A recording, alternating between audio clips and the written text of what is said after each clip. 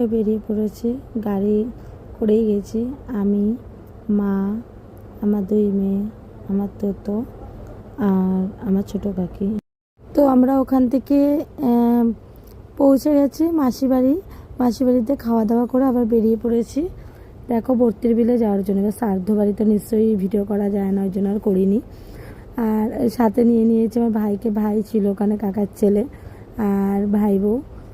আমরা ওদেরকেও নিয়ে গেছি যে চল আমাদের সাথে। আর যেমন তো দাঁড়িয়ে আছে, দাঁড়িয়ে আছে, ওটা ওর মাসি বাড়ি, মানে ওখানে আমাদের দুটো আত্মীয় বাড়ি আছে।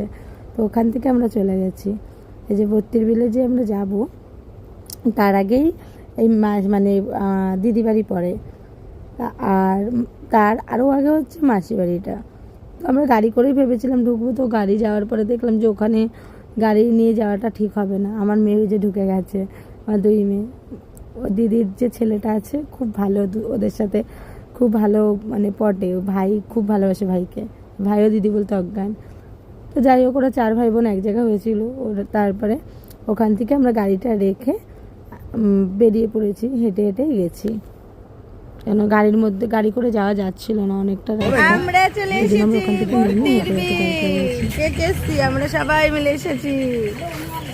কি মজা, কত সুন্দর বর্তির বিলে চলে এসেছি আমরা। আসিনি বলে এখনো মানে যাবো তোমার ফোন চার্জ দেবো। ও মা বলে ফোন ওখানে চার্জ দেবে। এ ডাম্পি আয় তাড়াতাড়ি, এ ডাম্পি। আমি সাথে করে আবার ডাম্পিকেও নিয়ে এসেছি।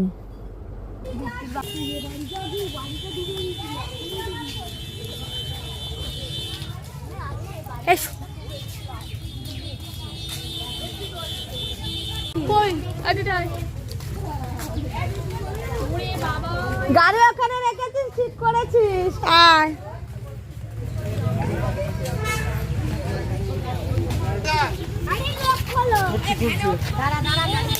ঠিক আছে